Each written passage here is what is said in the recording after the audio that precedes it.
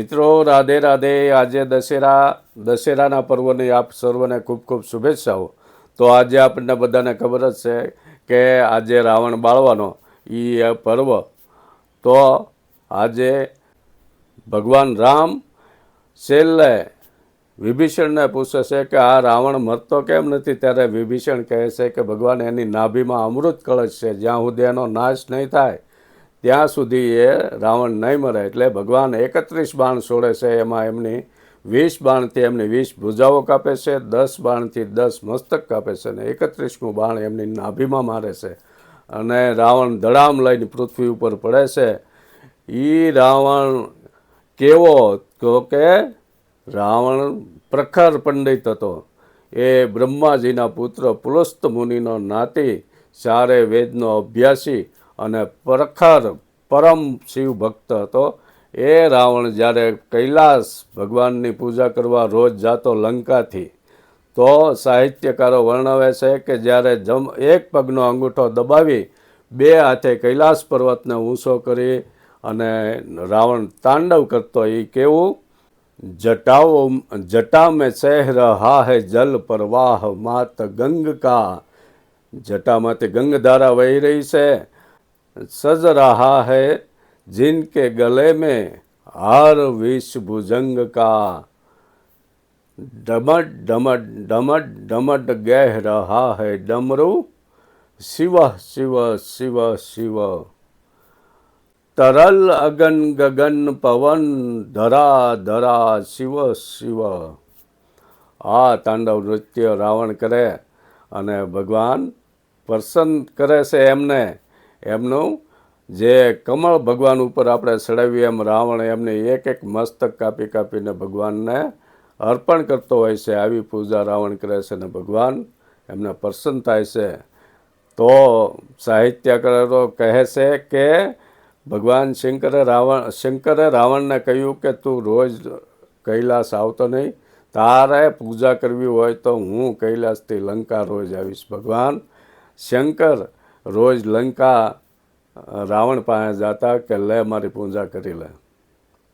આ રાવણ એમનો વધ કર્યો ભગવાને, કારણ કે રાવણ અહંકારી હતો।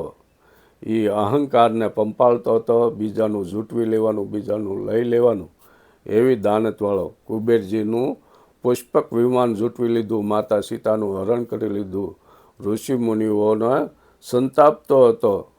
તો આ રાવણને નાશ કરવા માટે જે ભગવાન નિરઅહંકારી અને કોઈનો અહંકાર હોય તો એનો નાશ કરવાવાળા ભગવાન રામ, જે રાવણ મનુષ્યતાનો નાશ કરતો હતો અને ભગવાન રામ મનુષ્યતા ફેલાવતા હતા પૃથ્વી ઉપર। આ રાવણ જ્યારે પૃથ્વી ઉપર પડે છે ત્યારે ભગવાન રામ લક્ષ્મણને કહે છે કે લક્ષ્મણ, રાજનીતિ શીખવી હોય તો જા રાવણ પાસે અને રાવણને કહે કે મને રાજનીતિના પાઠ ભણાવે। તો લક્ષ્મણજી જાય છે અને કહે છે ત્યારે રાવણ કહે છે કે હે લક્ષ્મણ, રાજનીતિમાં કે મારું જીવન સાધનાથી સિંહાસન સુધી હતું, કે મેં ખૂબ પ્રખર તપ કર્યું, એ મારી સાધનાથી હું લંકાપતિ રાવણ બન્યો અને રામની યાત્રા એ સિંહાસનથી સમાજ તરફની હતી।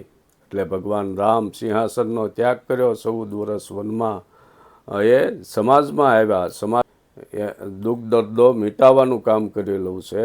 તો લક્ષ્મણ રાજનીતિમાં એટલું જ કે મેં મારા ભાઈ વિભીષણને ભગવાન રામ પાસે મોકલીને મેં મારું રાજ્ય બસાવી લીધું, મારી લંકાને બસાવી લીધી। લક્ષ્મણજી કહે કેમ, તો કે વિભીષણને ભગવાન પાસે મોકલ્યા અને ભગવાને વિભીષણને લંકાનું રાજ તિલક મારા મર્યા પહેલાં કરી દીધું, એટલે મારી લંકા સુરક્ષિત થઈ ગઈ। મિત્રો આજે દશેરાએ તો આપણે રાવણને બાળીશું, પરંતુ આ સમાજમાં, આપણા જીવનમાં, આપણા શરીરમાં આજે પણ રાવણ જીવતો છે। તો એ રાવણરૂપી દુર્ગુણનો આપણે નાશ કરીએ। તો સંતોએ કહ્યું છે કે જેમ ત્રેતાયુગમાં દેવો અને દાનવો અલગ અલગ રહેતા હતા, દેવો સ્વર્ગમાં રહેતા હતા, દાનવો પાતાળ લોકમાં રહેતા હતા. જેમ રાજા બલિ અને ભગવાન વામન અને ત્રેતાયુગમાં દેવો ને દાનવો બંને એક સાથે પૃથ્વી ઉપર રહેતા હતા, જેમ કે રામ ને રાવણ.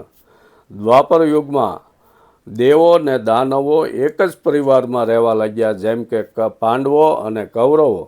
અને આ કળયુગમાં દેવ અને દાનવ બંને એક જ મનુષ્યમાં, એક જ શરીરમાં રહે છે. કેમ કે માણસ જો સારા કાર્યો કરે, પરોપકાર કરે, બીજાનું ભલું કરે, બીજાનું હિત કરે, એ દેવવૃત્તિ ગણાય. અને બીજાનું જૂટવી લેવું, બીજાનો નાશ કરવો, બીજાને ત્રાસ આપવો, એ દાનવ વૃત્તિ છે.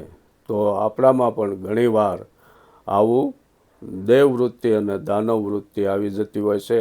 તો આપણા જીવનમાં રહેલી રાવણ વૃત્તિ, રાવણનો નાશ કરવાનું પર્વ આજે દશેરા આવીને આવી નવી વાતો લઈને ફરી પાછા નવા એપિસોડમાં મળશું. રાધે રાધે.